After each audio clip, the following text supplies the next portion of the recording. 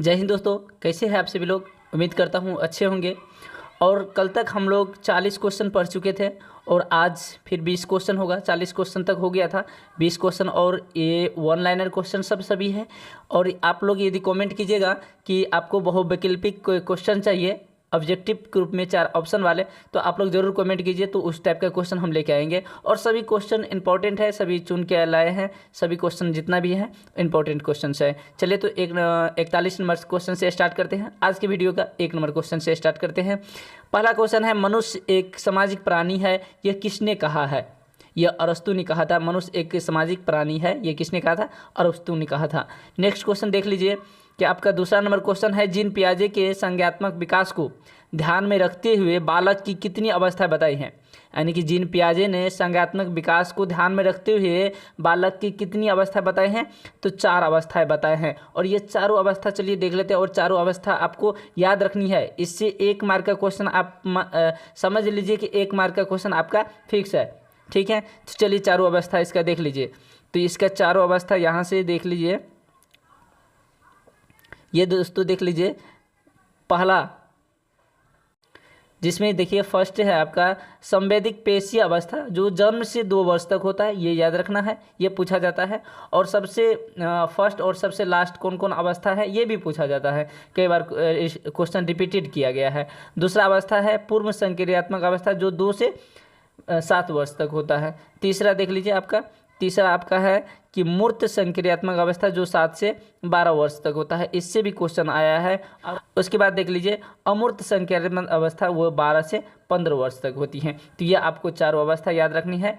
चलिए तो next question पे बढ़ जाते हैं दोस्तों। देखिए कि नेक्स्ट क्वेश्चन आपका है 43 नंबर क्वेश्चन है, बालक में चिंतन का प्रारंभ किस अवस्था में होता है। तो ये होता है 2 से 7 वर्ष, ये इंपॉर्टेंट है। 2 से 7 वर्ष बालक के चिंतन प्रारंभ किस अवस्था में होता है, तो 2 से 7 वर्ष की अवस्था में होती है।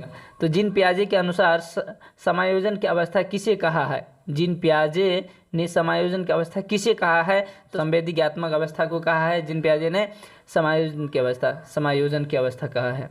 चलिए नेक्स्ट क्वेश्चन देख लीजिए।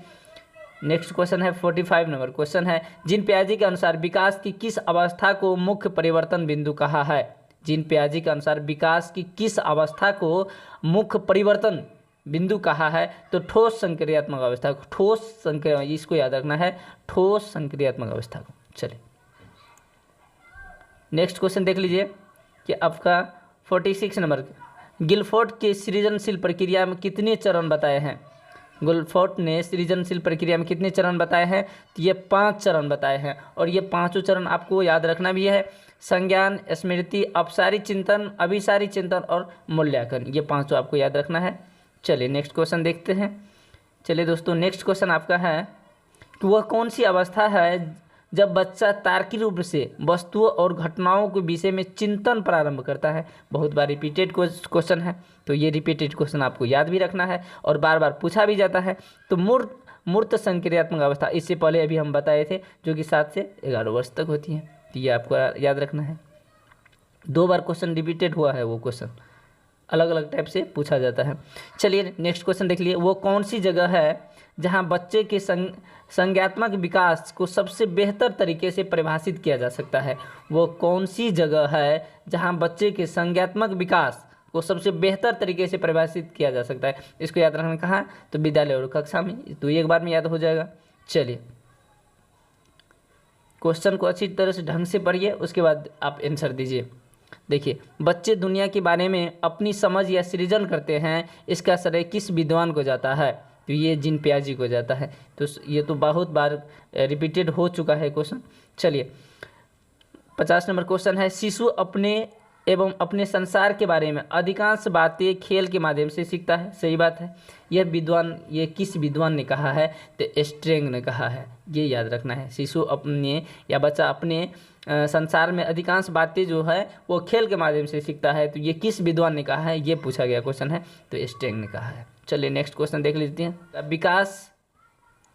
विकास कभी न समाप्त होने वाली प्रक्रिया है, यह विचार किससे संबंधित है। निरंतरता के सिद्धांत से संबंधित। विकास कभी न समाप्त होने वाली प्रक्रिया है, यह विचार किससे संबंधित है, निरंतरता के सिद्धांत से। चलिए नेक्स्ट क्वेश्चन देख लीजिए यहाँ से दोस्तों। ये नेक्स्ट क्वेश्चन आपका 52 नंबर क्वेश्चन है, बच्चों के बौद्धिक विकास की 4 विशिष्ट अवस्थाओं की पहचान किस विद्वान द्वारा की गई? तो ये तो पता है सब, जीन पियाजे के द्वारा। चलिए इसको याद रखना है। नेक्स्ट क्वेश्चन है, बच्चों के बौद्धिक विकास, सॉरी सेम क्वेश्चन रिपीटेड यहाँ पे हो गया है गलती से, आज 19 क्वेश्चन है इसमें, तो एक क्वेश्चन रिपीटेड हो गया है गलती से। चलिए, पर्यटन विधि के जनक कौन है? पर्यटन विधि के जनक कौन है? पेस्टोलॉजी, पर्यटन विधि के जनक पेस्टोलॉजी। अब देखिए नेक्स्ट क्वेश्चन आपका है, खोज विधि हेरिस्टिक विधि या अन्वेषण विधि भी कहते हैं। खोज विधि को हेरिस्टिक विधि या अन्वेषण विधि भी कहते हैं।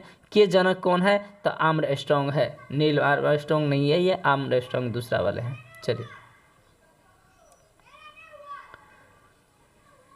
चलिए नेक्स्ट क्वेश्चन है, पढ़ाने की सबसे अच्छी कौन सी विधि है? तो ये प्रोजेक्ट विधि है, प्रोजेक्ट विधि।